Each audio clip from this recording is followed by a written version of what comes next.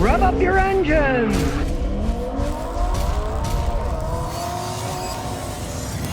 Today I got a car you can't buy anymore because they don't sell them in the United States anymore, but the last of the Kia Rios, this is a 2022. Guy paid 18 grand for this, and the Rio S GT line. Well, maybe. There was a backload of parts and stuff, so it's hard to get the GT line. You couldn't find one, right? So he bought this, and he turned it into the GT line himself. Through Alibaba, he got all the GT parts and put them on himself. If he would have bought the GT line, he couldn't find one, but if he would have, it would have cost him about $8,000 more, right? He bought all these parts for about $1,000, put it on himself. This is why I'm telling people, if you really want something but you want to save money, buy the base model and modify it yourself. It's totally doable. Now, we face the facts, the Kia Rio is a subcompact car. Americans aren't in love with them. Beautiful paint job, nice Continental tires, and he got this because he wanted a hatchback, so when he put those seats down, he got a lot of space to carry stuff with. Gets phenomenal gas mileage. When he moved here from New York City, he gave up in New York City and he moved to Tennessee, right? He drove 75, 80 miles an hour, and he got 42 miles a gallon. And he's got like 30,000 miles on it. He's done nothing to it except change the engine oil and filter. That's all that he's had to do to it so far. Now, I know a lot of you are gonna say, Scotty, what are you, a hypocrite? You always say how bad these cars are? Well, these Rios didn't really have engine problems. These weren't the ones with the other Kias where they machined them wrong and the engines blew up for metal fragments. No, this is a 1.6 liter, non-turbocharged, 4-cylinder engine that really don't have any problems. Now, it does have an intelligent CVT transmission. I'm not the biggest fan on earth of these things. Now, this isn't one of those horrible Nissan Jatco CVTs. They make their own. These don't particularly have any problems. The only problems that some of these vehicles had, not the 2022s like this, but earlier versions and other Kias had, where they had to recall hundreds of thousands of them, the ABS electronic controller for the ABS system. This one, it wasn't involved in the recall. It's a newer one. But if you're looking at a used one, you want to make sure that they've done the recall for the hydraulic control unit for the ABS brakes, because some of those started on fire. This one isn't part of it, but hey, keep that in mind if you're looking at an older one. Like I said, he's done nothing but change the engine oil and filter on it so far with 30,000 miles. It's still got the factory battery in it. Now, as we look around, you can see it's a nice looking car, and the big advantage is it's a hatchback. You pop these seats down, you can carry all kinds of stuff. For example, he just went to the furniture store and he shoved his furniture in the back of this thing and drove it home. Hatchbacks are extremely handy, can carry a lot of stuff. And there's a lot of people that would like to get 41 to 47 miles a gallon on the highway and have a car that can actually carry some stuff. Hatchbacks to me are underrated. I know there's so many people these days, we want an SUV, we want hatchbacks are just as handy. So I mean, $18,000 plus $1 grand for all the fancy bits he threw on himself, and you can see he's got a fancier seat cover because he wants it to look racing, and hey, the seats underneath are comfortable and they look good. There's what the stock ones look like in the back. They don't look that bad, but he wants to look racy here. I love a real handbrake. Even though it's a 22, none of this horse manure, electric parking brakes are gonna break. Simple systems, simple heating, simple controls for your HVAC, simple faster or lower. And check it out, a real key, not this baloney.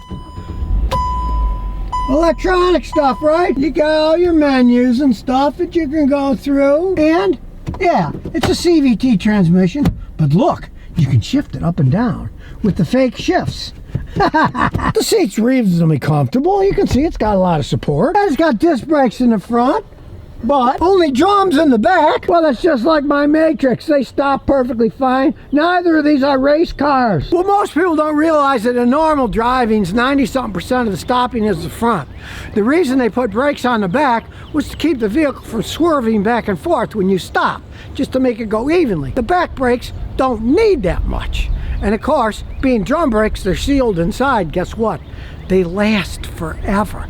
I'm still running the original drum brakes on my '07 Matrix. So what? It's 18 years old. It's still got the original brake pads on it. Come on, you can't beat that. Get out the giant scan tool. See what kind of shape this baby's in. I don't expect any problems, but hey, you never know. Here we go. There she plugs in. Turn on the Altel scan tool, and we'll see what kind of shape this thing is in. New car, so it should pick things up pretty fast. We'll do a standalone diagnosis. Kia, 2022, 1.6. See, I can do a full topology scan while it's doing it. We'll look at some further stuff.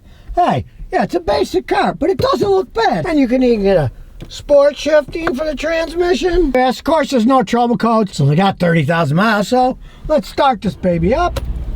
And we'll look at some live data. Remember, black is good, red is bad. We're showing a leakage system is on pressure. That's working. This is all the simple stuff. Let's get in some real data here. Okay, here you go, some data. Battery voltage is good. It even tells you the charge status of the battery, that it's 75.8% charged. Now, we drove all the way to New York City, so that shows 75.8% charged now. That means that the battery's getting weak. It's the original battery, so it's time for a new battery eventually. You can wait till it's 50% and get rid of it, or even further if you like gambling. Look at some more data.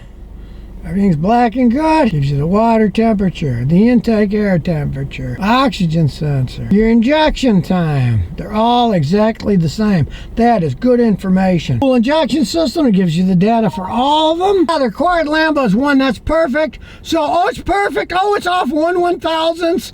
Oh, it's off 3/1000th. It's pretty good, almost perfect. So, we'll whip through more data just to see if any of it's red. None of it, it's all good. So, we'll take it for a spin. A little 17,000 with destinations.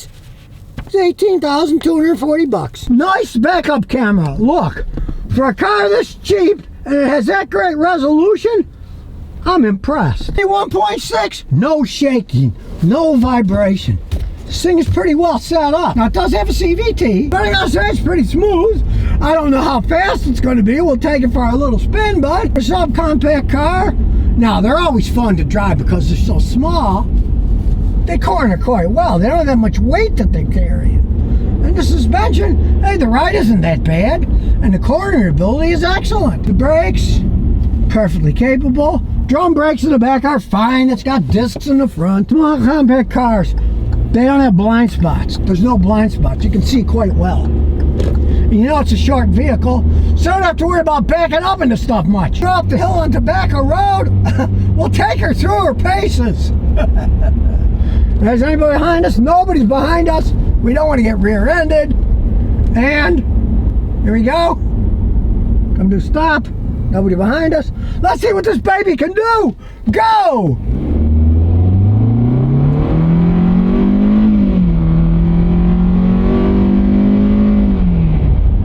Hey, not bad.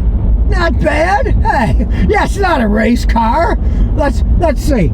Let's slow down to 40 and see what it'd be like passing somebody. We'll floor it. And you can see the speedometer's moving. It's got plenty enough oomph. And intelligent CVT, so it does like that fake gear shift on it. It felt like it was shifting gears.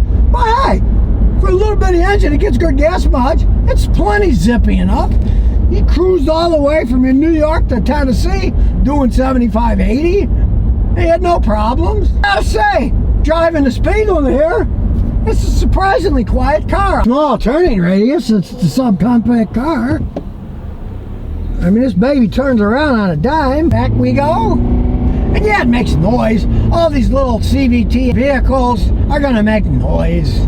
They have to rev higher, as you see. Look, when you pass people, see how high it revs?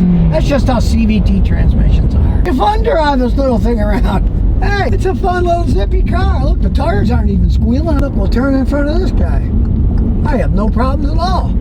Hey, it's a fun little car to drive. Okay, so what do I think of this Kia Rio? People are gonna think I've lost my mind. A Kia that actually put a smile on my face. Now, 18,000 smackers for a car that gets that gas mileage. That's fun to drive, right?